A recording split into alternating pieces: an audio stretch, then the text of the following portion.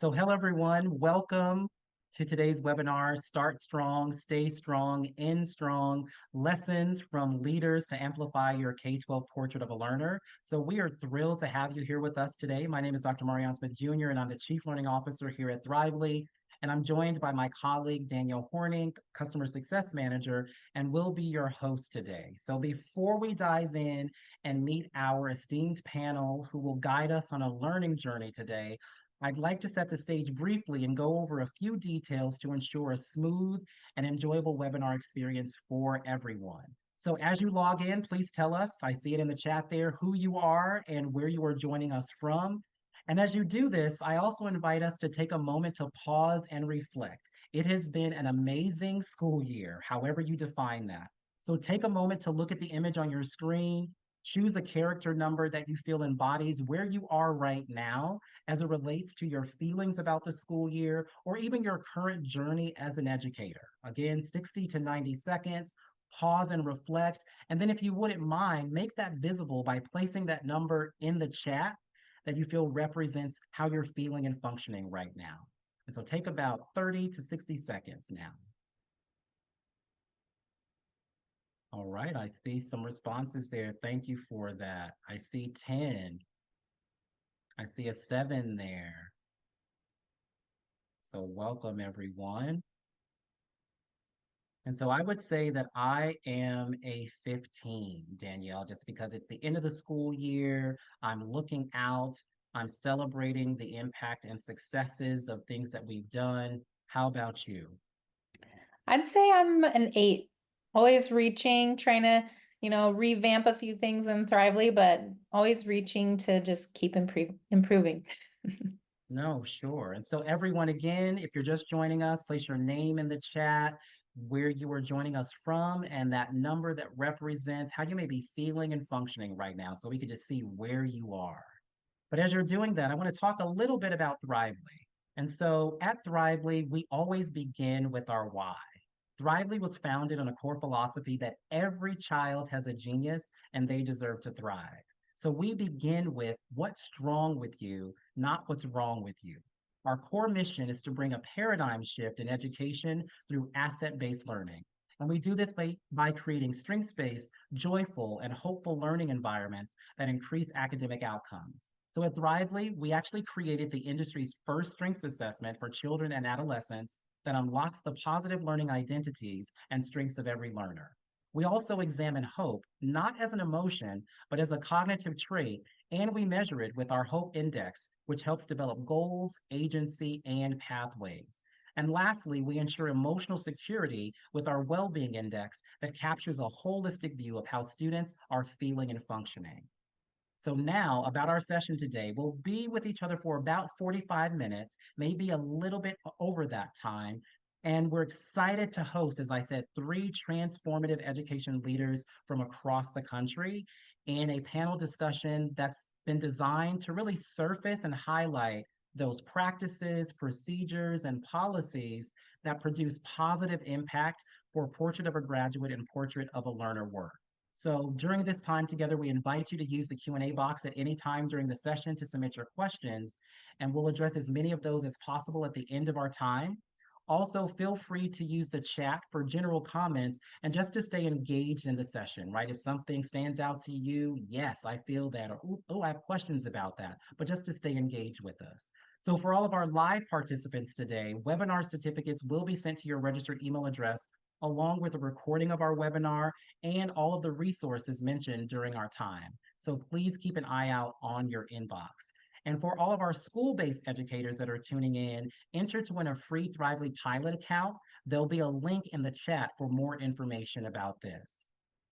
So now that we have all of our housekeeping and logistics out of the way, let's get started. So like, what are we going to experience today, right? So our learning journey today is going to be full and it's going to take place in 4 parts. But I want to remind everyone that this is just an introduction to this topic. And at the end of our time today, we'll share information of how you can remain in contact with us to follow up on any information that strikes a chord with you or that you want to learn a little bit more about. So our learning for today, part 1, we'll invite you to examine why we begin with strengths-based education. Part two will actually recalibrate with a collective definition of what is a graduate profile and what is a portrait of a learner and what are their differences. Part three will engage in a panel discussion talking about how we can start strong, stay strong, and end strong when engaging in graduate profile and portrait of a learner work. After the panel, you'll be provided with just a quick sneak peek of three transformative tools and resources that have been designed by us here at Thrively to amplify, maximize, and operationalize your work systemically. And then we'll end our time together with questions from the audience and a call to action to all of you to move beyond just the words you're hearing, but to take action. So with that, are we ready? If we are, I need some visual clues. So if you can type one in the chat, so that we can get started. See those ones? I see those ones. They're amping me up there. That's exciting. Thank you very much. We're amping each other up there. And so, part one, why? So, first, it begins with a mind shift change. So, we know that research and the evidence is loud and clear. Students are 30 times more engaged when their strengths are used to frame their learning and growth. Research also tells us that strengths based learning addresses equity, it promotes student self efficacy, and it enhances academic performance and achievement. If we take a look at the quote by Diana Turk on our screen there, we know that we have to know our students, not only what they know, but we need to know who they are in order for us to see them as capable learners and to help them see themselves as capable learners as well. And so, what I've learned over time is that we need to challenge ourselves to think differently, to engage differently, and to act differently around how we see students and how we create the conditions for learning. So the question is, how do we unlock the positive learning identities of all of our students and then use this information as daily fuel for our learning and teaching? In the chat, there'll be a link to a short video by Dr. Jeff Duncan Andrade, and he talks about this concept and he calls it schooling versus education. So when you get a chance, watch that as it begins to shift how we think about this concept of strengths-based, asset-based learning. I want to turn our attention to part two. As I said from the onset, this is going to be quick so that we can get to our panel and learn from our experts. And so, if you were to type the phrase graduate profile or portrait of a learner in an internet search, you would get thousands, maybe even hundreds of thousands of results. We learned that the purpose of a graduate profile and the purpose of a portrait of a learner is very similar, right? Like they both establish a clear vision for student success, but we know success is subjective. How are we defining that? So on the screen here, I want to present to you a distinction that we're going to be making between those two terms. On the left-hand side, we're talking about a graduate profile that focuses on the end goals of the K through 12 education journey, and it really defines the key skills, the competencies, and those attributes a graduate should possess. So it's all about forward looking and defining what happens by 12th grade. Like, what do we want to produce as learners? The opposite side is that portrait of a learner. So that's really focusing on continuous growth and those life skills that really define those qualities that are needed during an entire learning journey. So this is perceived, and we work on this from a more holistic perspective and approach. And this can happen at any stage of learning. So we learn that we need to have the end result graduate profile supported by very intentional strategic portraits of a learner throughout our experience. One of the things that I wanted to do is just in the chat, we just have one question for you here. Just so think about this. My school or district has a defined graduate profile or portrait of a learner. So now that we have a common definition of what graduate profile is, what a portrait of a learner is, think about your own context. And if you could type yes, no, or I'm not quite sure in the chat so that we can just get a feel for your context. So my school or school district has a actual graduate profile or a portrait of a learner. So what does that look like for you?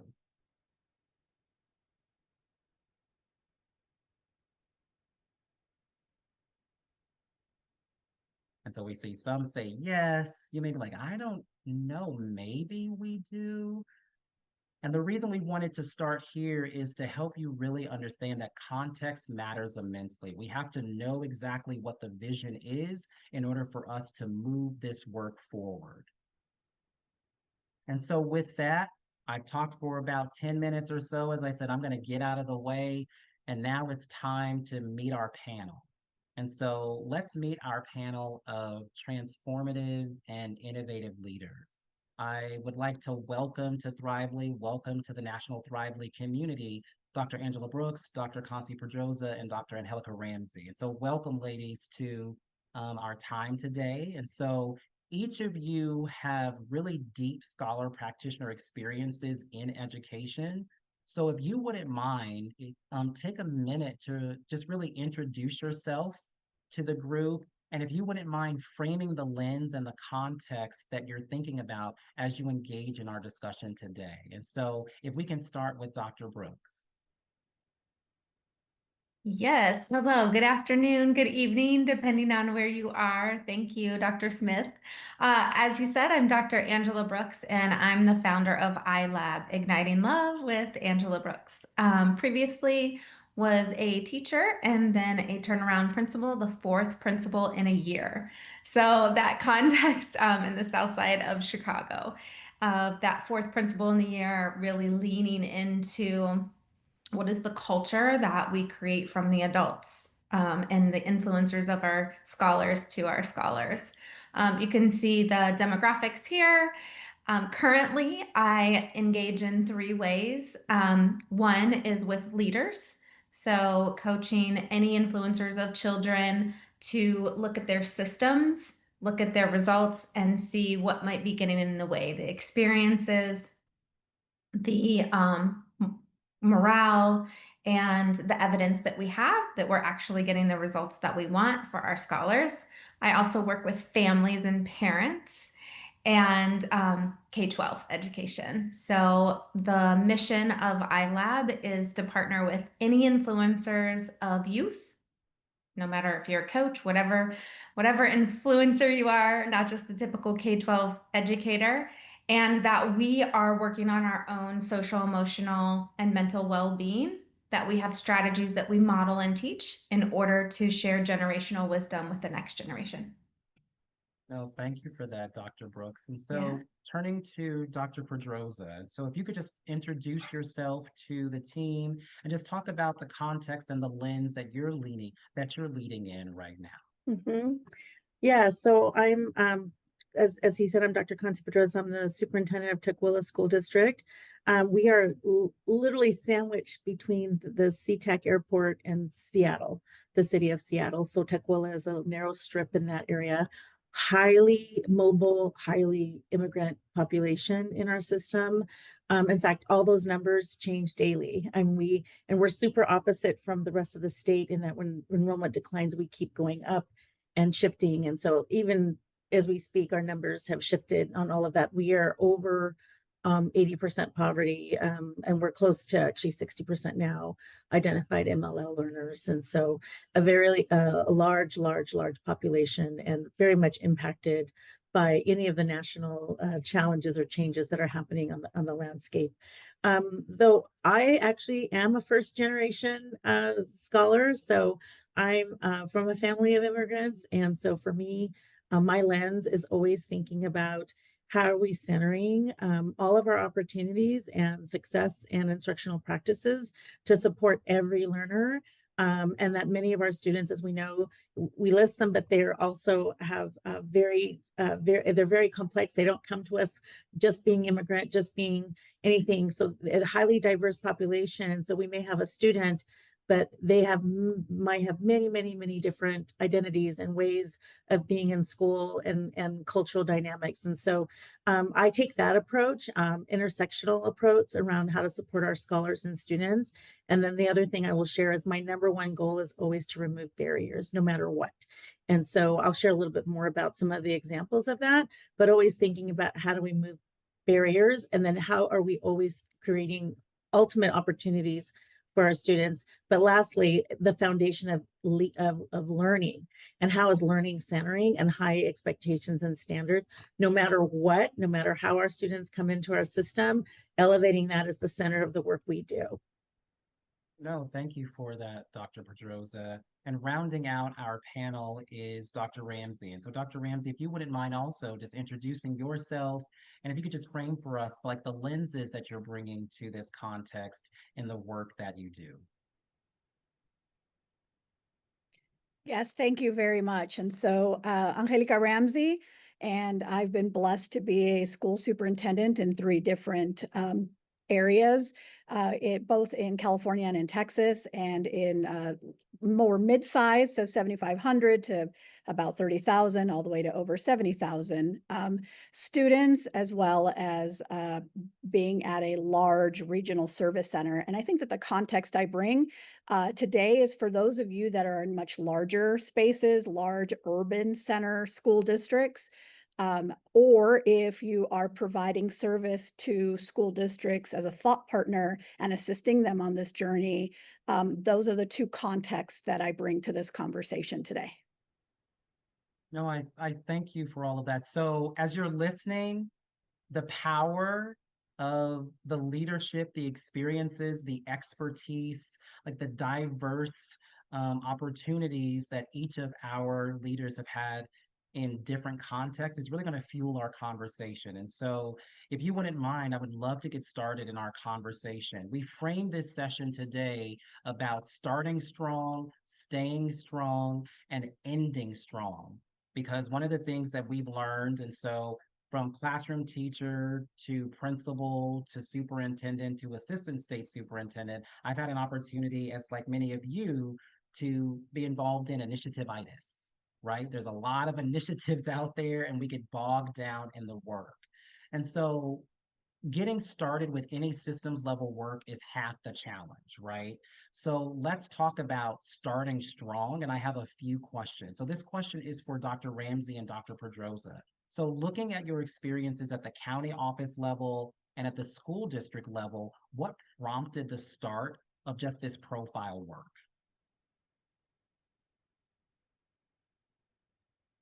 I'm happy to start. So for me, and I chose this picture is really critical for us. So for me, when I talked about earlier about removing barriers, one of the things that we launched in Tukwila was Tukwila Promise. And so what that is an initiative through our partnership with the city of Tukwila, who is actually funding the startup budget for Tukwila Promise, as well as our Highline College, that's our neighboring college, Highline College. We partnered together over a year ago in talking about when we thought about how do we remove barriers. So one of the things that we did is we created a pathway for an additional pathway for our students who graduate from our high school to enter into Tukwila Promise, which means a guarantee of 90 credits to get their AA at Highline College. And so our students, no matter what, when wherever they go, but they have that option to stay close to home and go to our local college in our community. That was really critical work because one of the things I wanted to do is with our highly diverse population is really remove those barriers. But when we got to thinking about this opportunity, then how do we ensure and guarantee for our communities, our families, our students? So basically our North Star about what it is that we're trying to do when we say you graduate from our system, and how do we want you to graduate, and how do we want you to be successful in those college and career opportunities, making sure that our students not only go to college or go to career, but they're actually successful and thrive and continue on that pathway. So that's where that sort of started that seed. And so we got together to figure out how do we create this North Star, especially with all the skills and the diversity and the cultural values that our community brings to us, to bring in a group of folks together to really design what that North Star looks like. And so that's where this started. And then I just feel the momentum is continuing because what we're really realizing through this work is it's a PK-12 North Star for our system. No, absolutely. I appreciate that. Like Dr. Ramsey, I'm curious. So for us, adding thank to you for that. And for, yeah.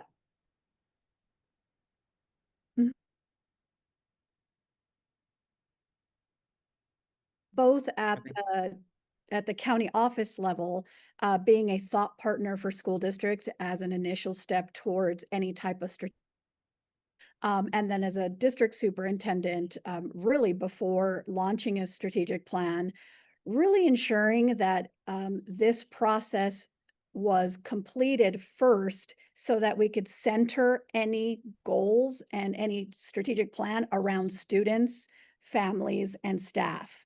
And so starting with, that needs assessment that we typically do when we start strategic planning, it always is kind of in the negative, like what percentage of students are not achieving, how we need more parental engagement. And this really centered around what do our students and families bring to the table?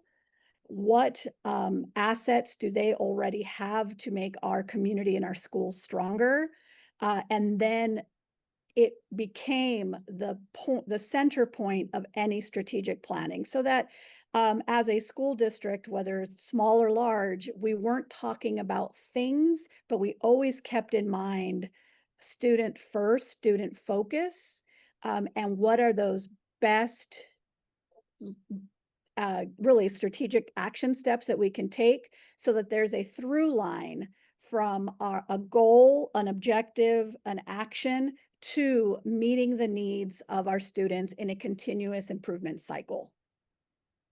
No, I appreciate that. So I heard both of you talk about like this center point, this North Star being student focused.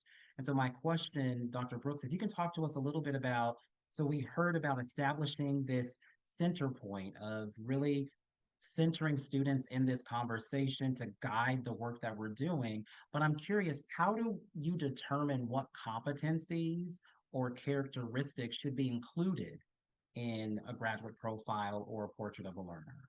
Yeah. So, first recommendation is that we go out to our families and our students. We collaborate. We ask them, what is it that you value, that you're expecting, and your interpretation of what that value looks like, sounds like, and feels like, so that we as a school community can wrap around that and honor that. And then, secondly, offering some of the values and standing in conviction of what our school is about, right? Or our district. And it's amazing that when you come together and there's this thought partnership and we're challenging each other intellectually, right? To dream bigger than what maybe the people in the room have ever been exposed to or experiencing. That was the number one next step after we have that North Star. And then we get after it. Okay, what do our classrooms, what are the strategies, the tier one instruction and social emotional supports that every student is going to feel and see throughout our school? Oh, I appreciate that. Like one of the questions that I have like to add to that, I'm curious is, as I said before, starting strong in any system is half the challenge, right? Just starting the work. Yeah. I'm curious if, and I would love to hear from each of you, talk about what concrete steps must be taken to move from just that vision, the idea, this is a nice thing to have, to actual implementation, right? Like implementation in a way that begins to be owned by people in the system. And so any of you can start there, but I'm just curious about like how do you move from that vision? Because in education, we know we have a lot of ideas. Mhm. Yeah. I'm happy to start. It makes sense, kind of the school, and then get to our wider community. Sounds So, good. from a school lens, just making sure that we create the experiences, that our systems of what we say we're about, that our experiences for our staff and our students align to that. So if we say we're about social emotional well-being, what are the intentional classes? What are the intentional redirection? The ways that we're interacting with our students, our scholars, and with our families, and then with each other as the adults? Are we living out what we say we're about? And that experience then drives our beliefs of what we believe to be true about our space. And that's when the trust is built. That consistency creates that trust that says, now we can all take risks here. And we're aligned and we're living out what we say we're about. No, absolutely. I think that's all about, and I'll come to you, Dr. Ramsey, but I hear you saying it's like, how do we create those conditions where here's what we believe, here's what we say, here's what we do, here's the actions and the evidence that we have, and then we play it all out. So that's at the school level. So I'm curious at the district and central office or even county levels, what we've been able to see there, Dr. Ramsey. Yeah, I would say that any initiative is not going to be successful. And it's always for two reasons. One, it's just not a good initiative. And the second is because it's not implemented well. And we forget in education that there are two components that must be a part of anything you're trying to implement. There's a communications plan that has to be structured and multifaceted and layered for your different audiences. And you have to have a real concrete implementation plan. How is this going out? What does this actually look like? What does it look like for the business office? What does it look like for personnel services? What does it look like for policy review? So for all of the levels of the organization, it has to be there. And then those checkpoints, you have to check in, you have to do tweaks. And you have to, that's the only way truly to like live your vision, your mission, and your goals. And then if this is aligned to either your district, campus, state plan, that also needs to be a part of your implementation plan. But it's not a one and done. It's not, we got all these groups of people together across town. We had these students do this survey. It's really pretty. And we're going to make these posters the end. That's the starting point. Now you know, and now just as all of us were really good teachers, that's like now we're going to backwards map. How do we get there? And what do you need operationally, educationally, from the community, business-wise, students, parents, to make that happen? No, absolutely. I think that lends itself to talking about operationalizing those policies, the practices, the procedures that everyone sees themselves a part of it. And something that stood out to me that I wrote down here, Dr. Ramsey, is oftentimes in education, I'll just speak in my spaces, we have those visual artifacts, right? Like we did all of this work and we know it, but then how do people own it? And so you gave us some real tangible tools there. And so I'm curious, Dr. Pedroza, adding a different perspective or just something similar to what you've been able to see around like this is really how we move this from this idea to implementation that we're actually making some progress. Yeah, so one of the things that we've had to do, one of the key components from my system was, so we're a one high school district, and really leaning into our high school principal leading this work, right, alongside district folks, and making sure that we used all of our connections. So we brought in alumni and all the various stakeholders that you bring in.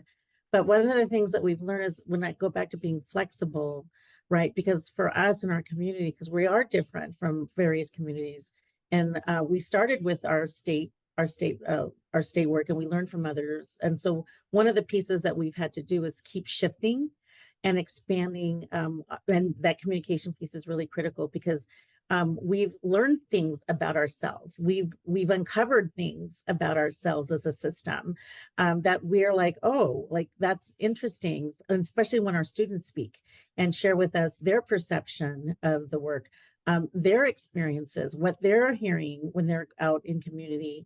What do they perceive as barriers or challenges or successes? And so every time we brought in students to the table to sort of share with us their dynamic or their experience or something, it's given us pause, and we're like, oh, well, we need to explore and talk to this group, or we need to do this. And so it's actually taken us longer, right? We're not going to be one and done. She's right. I thought we would have this timeline, and I had the plan and I had all the things, and I've had to pause a couple times, and we're actually coming back and regrouping.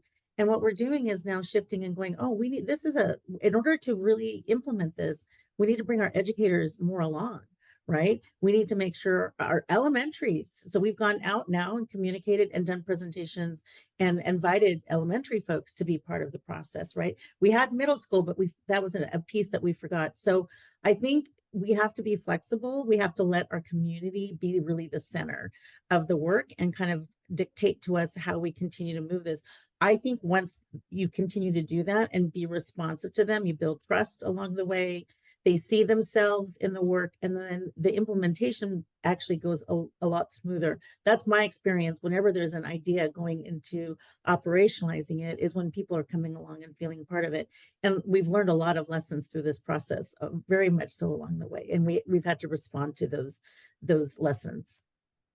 No, absolutely. Thank you all for sharing that. As we think about starting strong, I want to transition to the concept of staying strong, right? So we've started this work now. You talked to us about how we're putting some of those structures, systems in place, bringing people along, being student focused, being able to create the resources to support all of the adults and students in the space.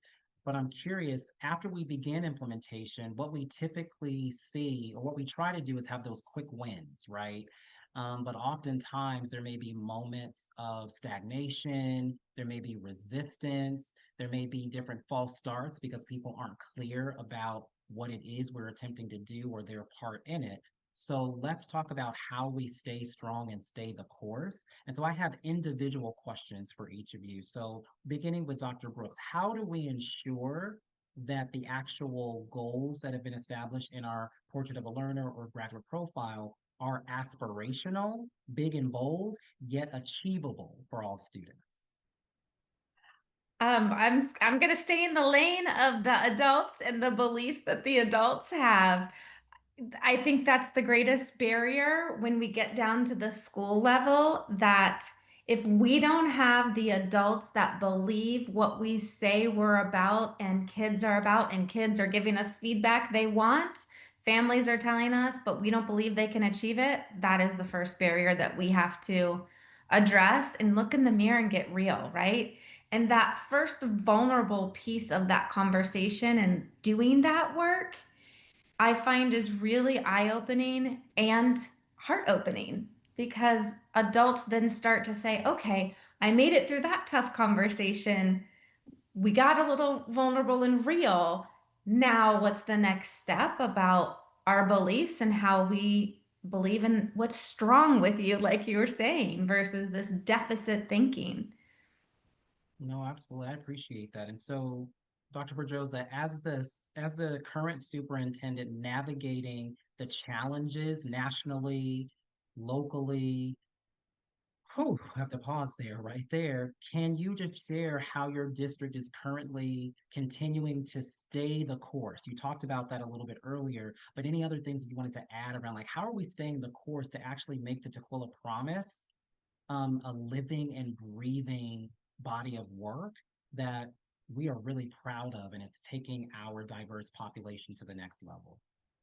When we launched our strategic plan, so we launched the strategic plan with a lot of, KPIs and on and on and on.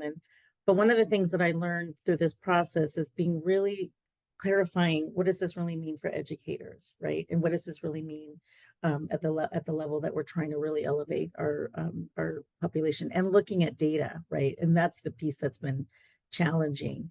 But I think for me, I think what I'm trying to do right now, because I'm now entering into year 3, right?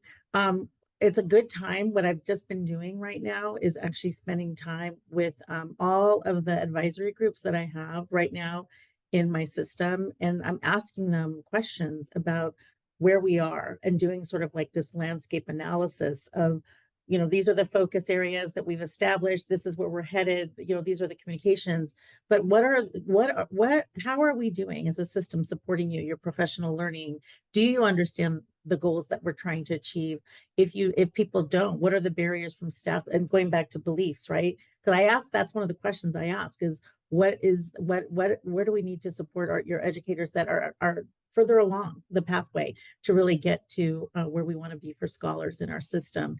And so that's the part that sometimes you have to sit down and reassess where you are at.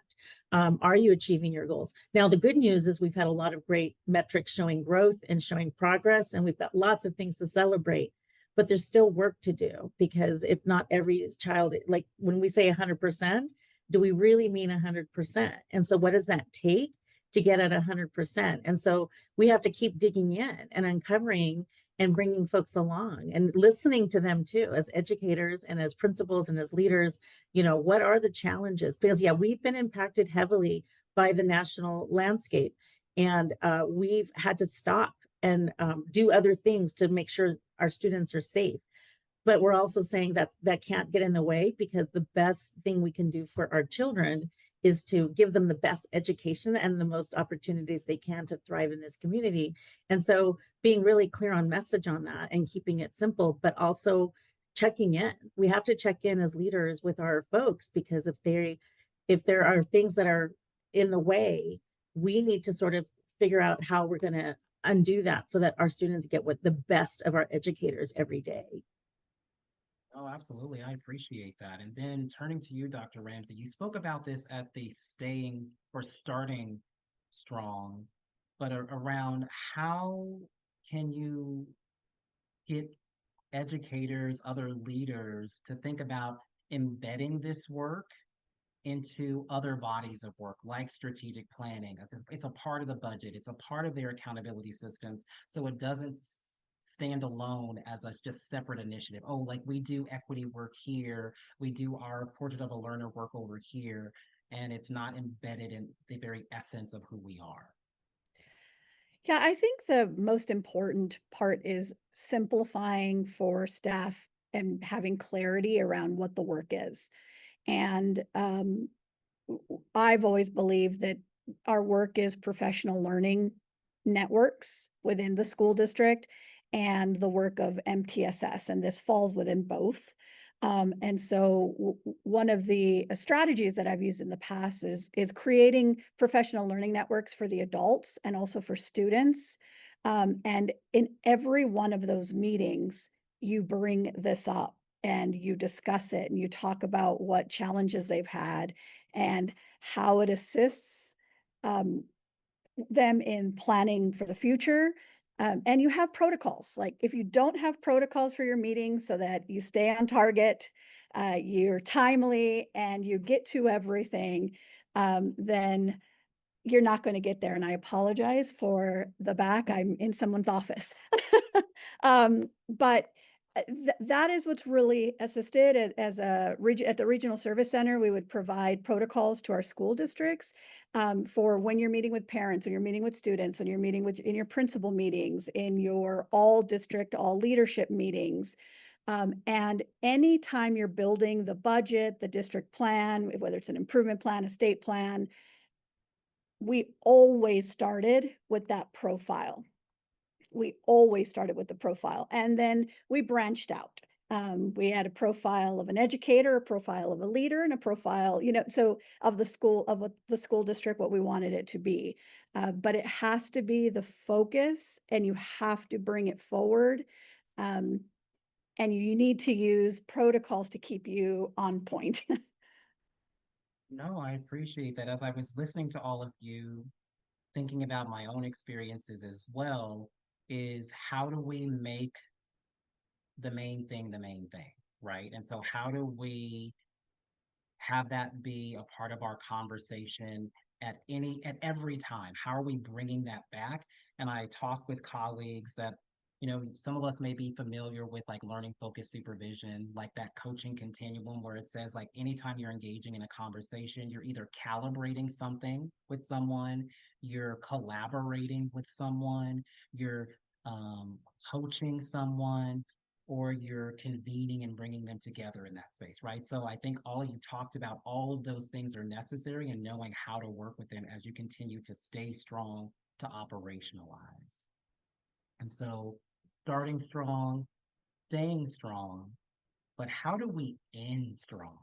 Right. And so we know that this is a continuous process. The graduate profile does have a finite quote unquote ending because it's all about graduation, 12th grade, high school and beyond plan. We've set them up for success for life, career, job, military enrollment. And then our portrait of a learner is just this mosaic puzzle, right? So in the end, I like to say it's about impact. In education, we've all been educators, we all are educators. There's a lot of evidence of effort. We do a lot of stuff. And so let's end this panel discussion by talking about how do we measure impact and ensure that it's positive impact. And so this is for Dr. Ramsey and Dr. Pedroza.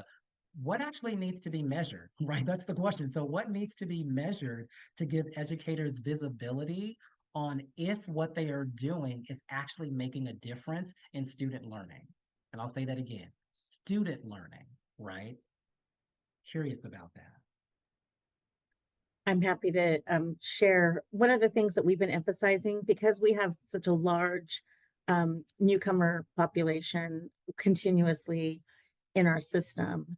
And we always focus on measuring growth in reading, growth in like our growth metrics, and making sure that we're really prioritizing growth for our students, all levels of the system. And then when we think about middle and high school, one of the things we are talking about is specifically around, coursework, credit attainment. What are the courses that they're choosing? We're not just looking at, we're looking at the data and we're looking at the other pieces of the data, right? So students' interest, making sure that we are sharing about all of the opportunities for them so that they can have a college pathway. What courses do they need to take? What are they requesting? But the last thing I'll share, what we actually also measure is well-being. We do a lot of surveying of belonging. Do our students feel safe? Are their identities secure? Do they have an adult that they can talk to? Do they feel that their community is a place of culture that's a culture of care for them? And so we look at a whole child approach to collecting things that matter, and we're trying to measure what matters, right? So that we are really focused on what our students are, where they're growing academically, social, emotionally, and also physically. Our students, we have a superintendent student advisory group. That's my Pulse group. It's a 5th through 12th grade group. And they tell me straight up what they want us to be focusing on. When they talk about the things that they care about, they talk about educator preparedness. They talk about training for educators on cultural competency. They talk about all these things. And so those are all the things that we're measuring. We're not just we are measuring academics, and we are measuring growth, and we're measuring grades and credit attainment, but we're also measuring the other things that matter too, because if our students do not feel safe, social, emotionally, or their identity is not secure, all of those pieces, then they're not going to learn. And so we're trying to make sure that we have a balanced approach in what we're measuring, but we're looking at the whole child and making sure that all the things, and we're also letting the students tell us what matters to them about what matters in terms of measures, and also really trying hard to listen to our families as well. What matters to you in terms of measuring how your students being successful through our system?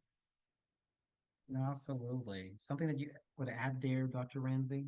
Yeah, and while I spoke to it a little bit earlier about making sure that there's a through line between this work and whatever strategic planning or balanced scorecard you have, um, it's imperative that that through line includes very specific goals and targets that you want to attain in year 1, 2, 3, 4, and 5, so that whatever that skill characteristic is that may be on the profile, that you're able to go back and see uh, several actions that are within your plan and how you're measuring it and what the outcomes actually are.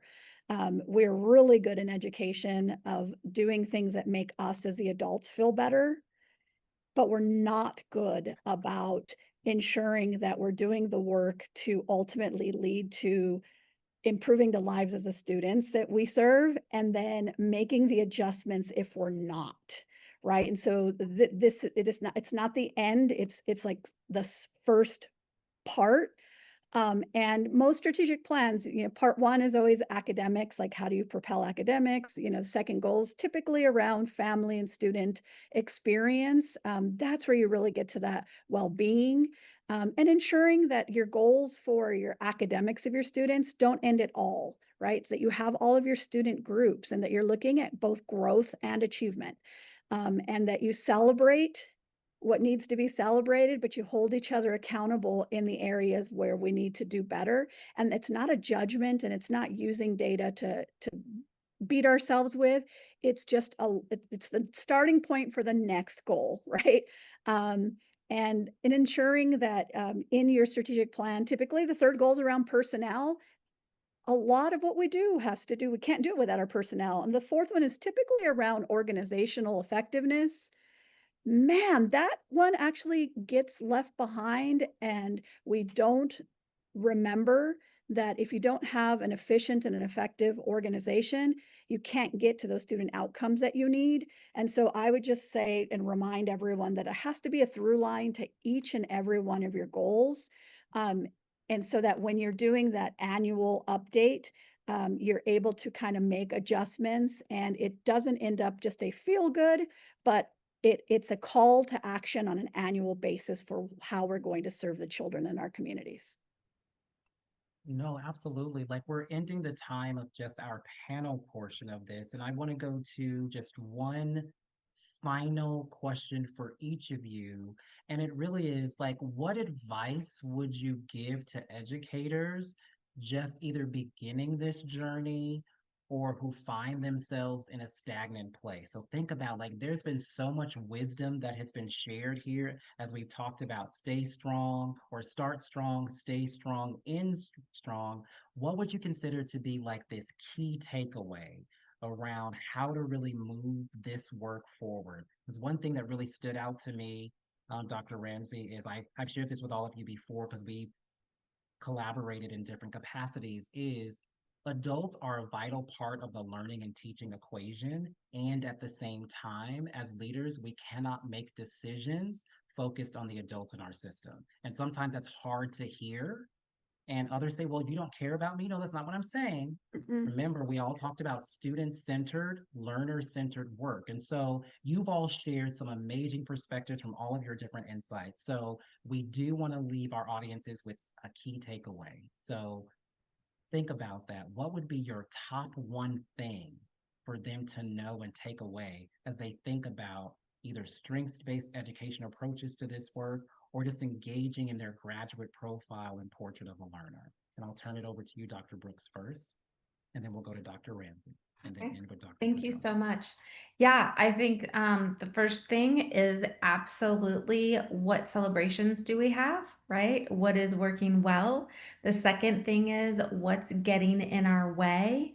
And then, as Dr. Ramsey alluded to and said, was what evidence of impact do we want to continue have, or what evidence of impact do we now want with given the information? So just cycling through those 3 questions on your calendar every quarter, every month, and then at the end of the year so that you can start strong. Don't wait till August, please. Do that work right now. And then you can start strong in August. No, absolutely. Dr. Ramsey. I would say it's not linear work. It is really messy because you're getting into a lot of feelings, emotions, what we think, as well as data. And so take care of yourselves, take care of those that are a part of the process, but keep a focus on the why we're doing this work. And don't forget, my biggest key takeaway is don't forget our populations that aren't typically a part of these types of initiatives. It's for them, but if you don't go out into their communities, if you don't go to the community center, if you don't go to the clinica, if you don't do it in different languages, if you just allow the normal survey and a couple of meetings in the district to happen, you're going to miss a really big group. And so please, I have done it the wrong way. So please don't be me. Please make sure that you're really intentional about your student and family engagement in the process. All right, and thank you for that, Dr. Ramsey. And then Dr. Pedrosa, if you can round out our panel time Yeah. together. For me, I have found that the most success I've had with launching any initiative from the vision to implementation has been when I've centered students or community voice first. And when I've actually spent a lot of time engaging with our students throughout the process. And our students are amazing. And so our students will tell us the truth about their experiences. And I believe that when they do share, it is hard for sometimes the adults to hear, But I do believe that the adults who really are wanting to make a change and do what's best for students, they will wrap around that and make the changes that they need to make. So that's my biggest advice is just start. Yeah, it's back to that notion, nothing about us without us, right? So if we're talking about scholar success and portrait of a graduate, start with the future graduates and start there. And that's how I guarantee that you'll have a larger impact in operationalizing and being able to really lead with vision when you do that. And so thank you. We want to thank just our panel members. They're going to stay on as they can. Some others have other meetings to be a part of, but we want to thank them. They'll be answering any questions also at the end if we have that. But as we begin to wrap up our time together, I'm imagining, like, after hearing all of this, I imagine people asking, so what do I actually do with all of this? It sounds good, but how can I actually begin to operationalize this work from a systems-wide perspective? And so at Thrively, we actually ask educators, we then listen, and then we actually take action on what we're learning from educators. So with this understanding, we continue to refine our resources, all of our professional learning, our tools, and our platform. And so to end our time together, I invite my colleague Danielle to talk about 3 innovative tools we've designed that really speak to what Dr. Brooks, Dr. Pedroza, and Dr. Ramsey have been talking about to help you really maximize your portrait work and to maximize your graduate profile work. And so with that, Danielle, I'll turn it over to you. Thank you, Dr. Smith, and thank you to all of you. I really appreciate just hearing your experience and your knowledge, connecting with the portrait of a learner and portrait of a graduate. Just looking at, as we think about the impact of students' educational experience, I'm going to introduce our first initiative tool. So this is going to be the digital portfolio. It's remarkable to consider that students spend on average about 12,000 to 14,000 hours in school throughout just their K through 12 journey. So Thrively's digital portfolio is designed to actually capture and support that journey. So highlighting each learner's growth in a meaningful and personalized way. Our digital portfolio is more than just a collection of work. It's a dynamic space where students can really showcase who they are, their strengths, interests, aspirations, and accomplishments. It serves as a living reflection for all of their learning, their character, and their goals. So Thrively's portfolio really empowers students to tell their story in their own voice. That's exactly what we want. It helps others understand what makes them unique and builds confidence by focusing on what's strong and not what's wrong and going away from that deficit learning. So whether shared with teachers, peers, or family, the digital portfolio is a powerful tool for self-expression, reflection, and celebration, just tracking their progress over the years. So this is just an amazing resource and something that we feel like really supports all students throughout their educational journey. And I think, Danielle, one thing that we add to that is like all of us have been teachers here. So can you imagine having this information as students progress over the years? I think back to my teaching times, I won't date myself there, but it was like, okay, you had the file folders that you sent the file folders to the receiving teacher, or then it became electronic, but then our electronic data was just GPA. It was their grades, it was their attendance, it was their discipline practices. But imagine having a comprehensive portfolio that tells the whole story of an actual student and a learner so that when they walk into your room, you actually know so much more about them and you're able to utilize that to frame their entire learning journey. Like that fundamentally shifts how we think about students that show up in our classroom and supporting them in who and what they want to become. Oh, 100%. I think we need this just to be able to see the whole child, as Dr. Pedroza said.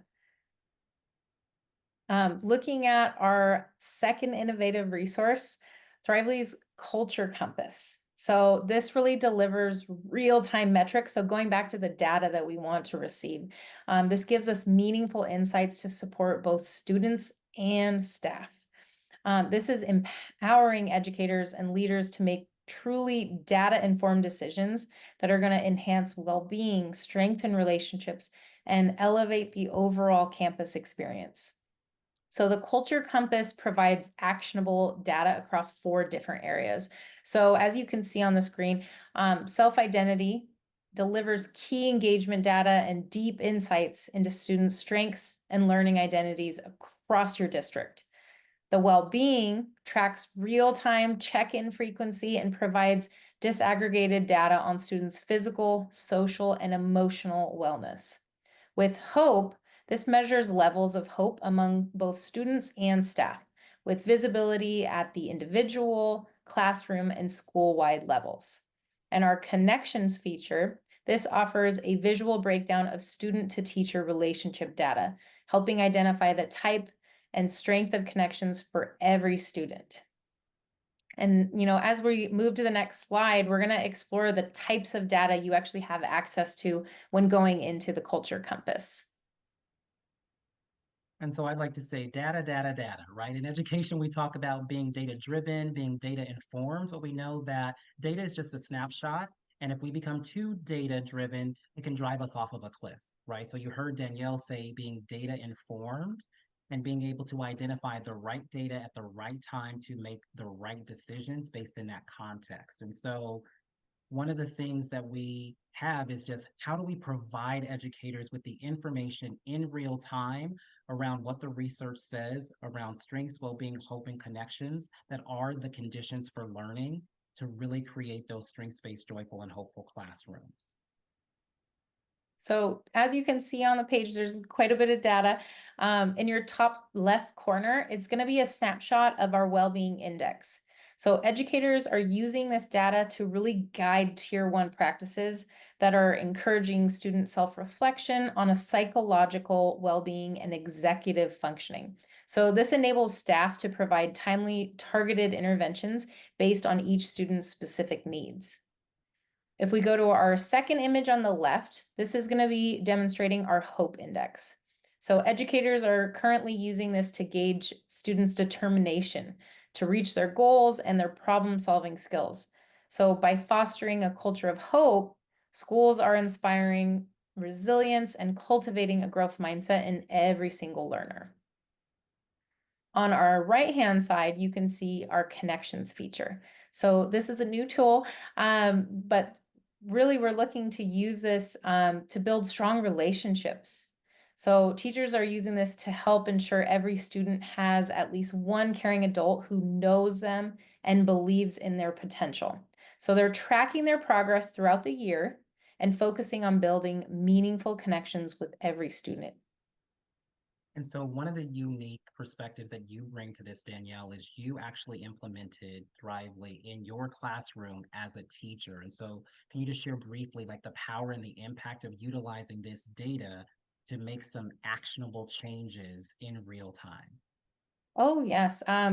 So I actually used Thrively in my 6th grade classroom for 4 years, and really, I loved the well-being index. The insights, the data that I got from this really changed my perspective in teaching. And I'll say it helped build so many relationships with my students. I have students that still actually reach out to me because the well-being really offered this opportunity to grow a relationship and a safe space for them to let me know how they were actually doing. So the well-being, I had the most incredible experience with it, and just in order to connect with my students and even improve my classroom management was powerful. Oh, absolutely. Thanks for sharing that. Of course.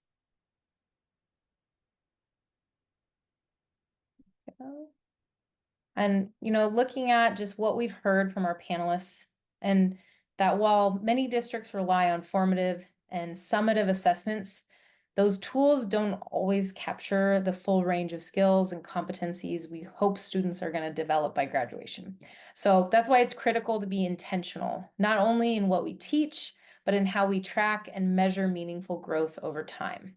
And this is So, like the most exciting resource, Danielle. I get excited about this one because most graduate profiles and importance of a learner do not have this in space in place. yes.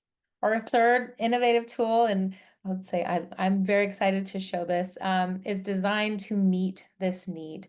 With structured lessons aligned to the IB learner profile attributes, students engage in ongoing reflection and skill building that promote self-awareness, purpose, and personal growth.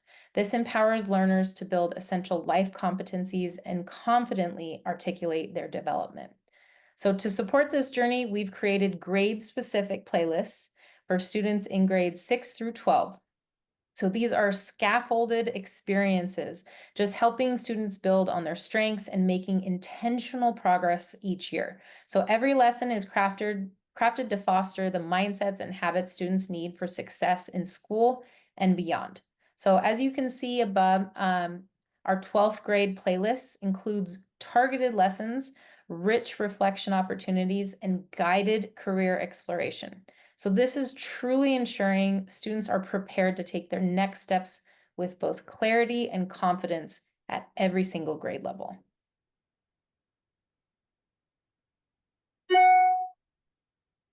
Like, I'm just pausing there because we've just talked a little bit about 3 innovative tools that really are responding to what our ed leaders have shared. The challenges about starting strong, staying strong, ending strong. And we've come to this place now of this is really a roadmap of we have to explicitly teach content. We think about that in English, math, social studies, science, but rarely do we think about that with other skills. When we think about we want our students to be global citizens, we want them to be um, compassionate, we want them to be aware of their surroundings. I'm thinking about all of the different competencies in those spaces, but how do we create those lessons to be able to explicitly teach? What does that look like and sound like in kindergarten? What does that look like in 5th grade? What does that look like in 7th grade? And so we've had an opportunity to work with schools and school districts to create those resources to help you along in that roadmap. And so that brings us to the end of our time today. I shared at the very beginning that this is going to be a snapshot, and we extended our time a little bit because I wanted to honor our panel members because they provided so much valuable information and insights. Because I would say, I would use this absolute. Every school district has some form of a graduate profile or a portrait of a learner. And so how do we move this work forward so that everyone truly owns this work, and we're providing you with the resources, the tools, the information, the professional learning? And so it's exciting to be in this space with innovative educational leaders who understand it, who provide us that feedback, and who are saying you're on the right road to help others amplify their particular work. And so one of the things that we wanted to do is we just want to go directly to our call to action because we did keep you longer than our anticipated time. But I appreciate everyone who stayed on with us today to listen to our final webinar of the school year 24-25 school year. So thank you all for tuning in live. We've heard a lot of information today, and we don't want you to leave without a few just clear next steps. So with that in mind, here is our call to action to each of you. First, if you have not already done so, sign up for a free Thrively account and begin to just explore the platform, explore the additional resources. Next, you are invited to take our 2-minute, 6-question Thrively district self-assessment. And that's going to provide you with baseline data and information that you can use to support your continued strengths-based education journey or to support your graduate profile or portrait of a learner work. And it's actually going to identify actionable next steps. Here's what you can do, and here are the resources that support that to move that forward. And then lastly, we invite you to reach out to us at thrive@thrively.com so we can discuss how we can customize your professional learning plans, how we can talk to you about strengths-based education resources that can support your work, and or just your programming supports that really maximize the work that you're doing. And so that brings us to the end of our time together. First, I want to have a big thank you to our panelists, Dr. Brooks, Dr. Pedroza, Dr. Ramsey. It's the end of an academic school year. You were pulled in so many different directions. So thank you for giving us your time today, sharing your insights, sharing your perspectives, and just sharing and being open about your leadership. And so, to everyone listening, we hope you found the session insightful and that you are leaving with a few ideas and thoughts that may even challenge you and impact your professional practice in different ways. For those of you that are interested in learning more about any of the information that we discussed, we encourage you once again to email us at thrive@thrively.com or visit us on any of our social media platforms.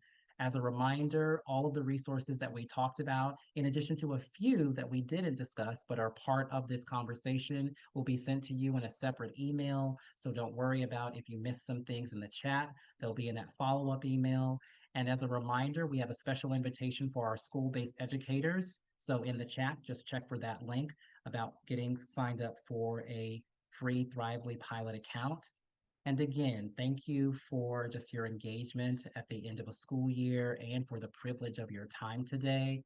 And until next time, let's continue to create our strengths-based, joyful, and hopeful classrooms as we humanizing learning together. So thank you everyone for your time.